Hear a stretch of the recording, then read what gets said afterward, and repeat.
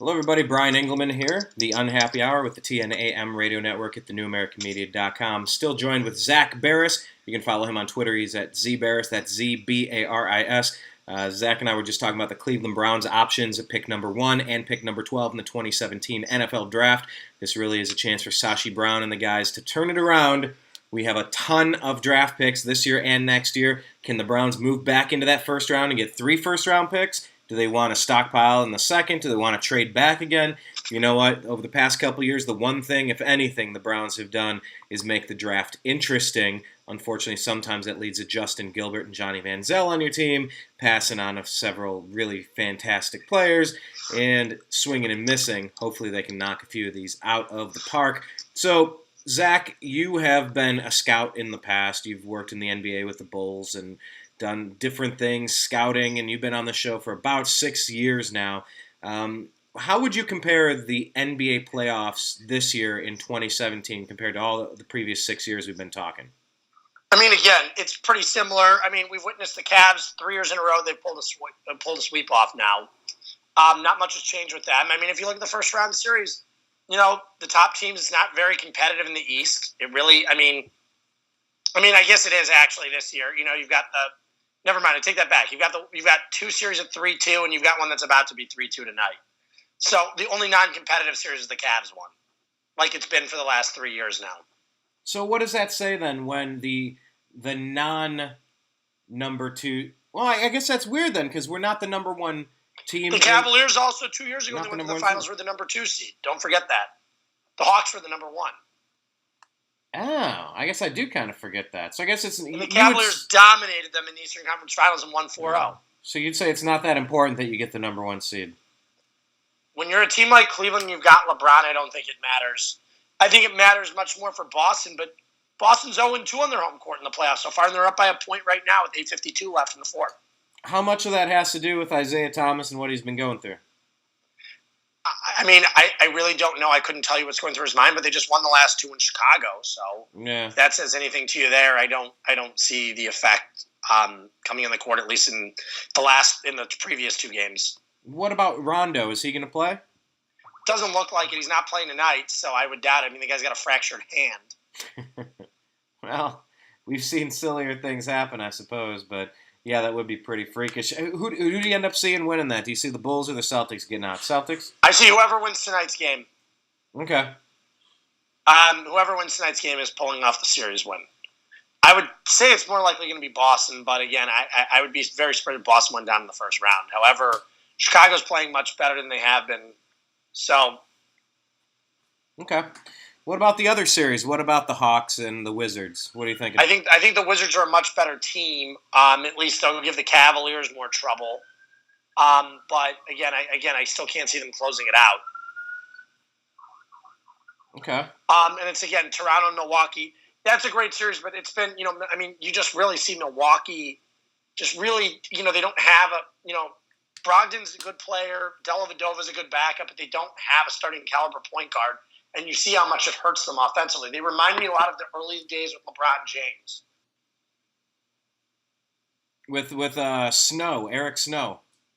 Yeah, they just don't have a starting caliber point guard, and it's not an insult to Brogdon. I've got a buddy who lives in my building, and he's from Milwaukee, and I was trying to explain to him. I was like, listen, he's like, well, Brogdon's good. I go, do you put Brogdon up there with Isaiah Thomas? Do you put him up there with Kyrie Irving, Steph Curry? Do you put him up there with those guys? He goes, no. And I go, that's my point. It's a point guard driven league at this point. Antetokounmpo, is a great player. He is. But he doesn't, he's got some help around him. I love Chris Middleton. But, and I think they're actually better without Jabari Parker. I think they actually have some talent. But if Milwaukee had a top tier starting point guard, which I could explore, if Jabari Parker was healthy, I could see them, going and attempting to trade Parker for a top tier point guard, but he's not healthy. It really, I think Milwaukee's one of those teams that can be very interesting because, again, we don't really know how old Thon Maker is. If he really is 19, like everybody says, could be a star. It's very hard to tell with Milwaukee's roster, but I like the direction they're going. They're very, very young. What is his story again? Recap us with that. So Thon Maker, he's just, we just don't know his real age. He might be 19. He could be 28. We don't know. Why? The question is a lot of with the European guys, the guys from Africa, they don't, especially it's the guys from the Congo and stuff. The question was about Serge Ibaka's real age for a long time. There was all these questions about these guys. So we just don't know. There's no guarantee how old they really are. They just don't keep great records over there. And, it's like we witnessed in baseball. Yeah. With the Dominicans, with Fausto Carmona. Was he 4 years older than he really was? Bartolo Colon is 2 years older than he really was. I mean, these guys, their birth certificates don't match who they really are because, it's just the records aren't kept well there. And these guys are able to scam the system. I'm not saying they are, but it happens all the time, and it's never really surprising when it does. Speaking of not and really... it makes a huge difference. Let me explain this in basketball. When you're drafting a 19-year-old or a 24-year-old, someone said, well, what's the difference? And I said, development. I go, a 19-year-old isn't fully developed. I couldn't grow a full beard when I was 19. Can you now? I have a beard. I've had a beard for 3 years. I still have patches. I still have patches on the sides. A little tricky. But I mean, what I'm saying is, though, it's like, there's a huge difference between a 19-year-old and a 24-year-old. If there's a 19-year-old putting up, 18 and 9 a game compared to a 25-year-old, it's totally different. Because you always look at LeBron at 19 and look at LeBron at 23. Let's take that difference. Very big physical difference. And he came huge. in strong. You could witness it in his game. He's a better shooter. Yeah. He was a better defender. Everything LeBron did was better. Because he was practicing with the best of the best. Yeah, that's the difference. It's always different when you've got a guy who's, it's all about the development process. You look how you are in college and you look how you are a few years later. Obviously, you're most likely in better shape when you're out of college. Just what happens when you're going through, especially grueling training processes. Usually, you're going to be a better player, and there's much room for development. Now, that's not always the case. There are 19-year-olds who don't ever develop their game, and they were better. Very rarely were they better at 19 than they were at 24. But we do see regression all the time. It happens when you go to a team like Sacramento and your development gets hindered. Well, there you go. Well, let's talk about the West. Warriors have advanced. I mean, are you surprised at all that they made easy work of the Blazers, or do you expect more of a fight? No, I didn't expect more of a fight. Are you kidding me? The Blazers have no front court. They really don't. What are they going to do? That's the thing. They don't really have a front court, so what are they going to do? I mean, they've got a back court, but so does Golden State. Yeah. Don't forget, Golden State has Curry, and they've got Klay Thompson and Durant. And Durant's been injured, but it hasn't really mattered. So take that for what it's worth. And they also have Draymond Green. I mean, the thing is, Draymond can guard just about anyone on the court. Other than LeBron, we've witnessed in the finals 2 years in a row. But I mean, when it gets down to it, hold on one second. But when it gets down to it, Golden State they're offensively, they can't be matched, in the Western Conference. And that's why I don't really see any team giving them any trouble in the West. Who's going to give it to them? The Clippers, the Grizzlies, without Tony Allen. The Spurs are good, but I just don't think the Spurs, like I've been saying this for the last few years, the Spurs are not built for playoff basketball. They're not. We witnessed them get beat by the Thunder a few years ago, or that may have even been last year. And I just don't think they are the team. I think they're a very tough team, but I don't think they're necessarily built for the playoffs. I think Golden State is. I'd be very shocked if we're not seeing, barring any injuries, I'd be very surprised if there wasn't a Cleveland Golden State Warriors matchup. Okay. Well, then maybe I guess we can sort of wrap it up there. Well, here's another thing too. Let's talk about the Cavs for a minute. People said the Cavs looked weak. The Cavaliers are the only team to sweep in the Eastern Conference. Indiana's not a cakewalk either. No, they're not. Some of those games were a little too close. However, we witnessed what the Cavs can do when they need to do it. They came back from 26 down and beat the Pacers. Okay, here's what I wanted to ask you about that.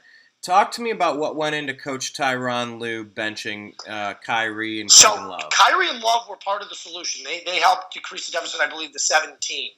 And then they went with the lineup with Darren Williams in the game, and they just started taking off from there. And then it was, okay, let's sit Love, let's sit Kyrie. Let's just keep going with this momentum. if this is what's going to work us and get us there, let's keep this lineup in.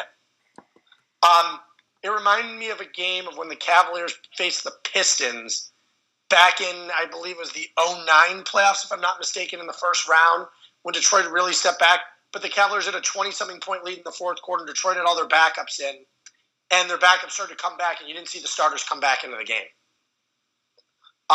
You ride the hot hand, and that's what Ty Lue did. And Darren Williams has been fantastic this postseason. He's really gotten his act together. He didn't look good in the 2 months he was here in the regular season. He looked terrible. Now you're starting to witness, you're going, okay, Darren Williams is looking like the real deal again. Why is that, do you think? Hold on 1 second. Or I could ask that a different way. I could ask, was he a part of the chemistry problems that had the Cavs playing so crappy the whole second half of the year? I don't know. I just don't think they got it together. Okay. So can we expect the rest of Darren Williams' playoff season to be more of the same? I mean, I expect Darren Williams to keep continuing this momentum. I expect Kyrie to get better. I expect Love to be better. And I expect LeBron to keep doing what LeBron's doing. And if that continues, the Cavaliers are going to have an easy run to the finals, just like Golden State should as well. And if that happens, we're going to see another probably awesome finals. The Cavaliers, though, need to buckle down defensively in order to be able to beat a team like Golden State. You cannot give Golden State all these open shots. What is the main problem with the Cavs' defense? What is not happening? I just don't think they care. I really don't. I think they're careless. Can they turn that back on, or are they playing with fire? Yes, I think you can turn that back on. When LeBron locks down the Cavaliers, I mean, don't forget, the Cavaliers are going to go, whenever they play Golden State, they go into really slow basketball. They play the iso ball to slow down Golden State's pace. And if they can dictate the pace of a series against, like, Golden State, they'll be just fine. Okay. All right, well, I like it. We got the draft tomorrow, and then we got the playoffs continuing. We'll see what happens with the Bulls and Celtics tonight. But this is a new platform we are trying here at the New American Media for the Unhappy Hour. Zak Baris is the guest. We have 2 segments from today. Check them both out. Subscribe at youtube.com/The New American Media and follow Zak on Twitter. He's at ZBaris. That's ZBARIS. All right, Zak, to be continued. Like I said, we're going to do more of these shows, shorter segments, more often. So we'll start doing a lot more of this once we know who the Browns have actually drafted. We can talk either after the draft or the day after that, whatever works for you. All right, sounds like a plan, Brian. All right, to be continued. Go Browns.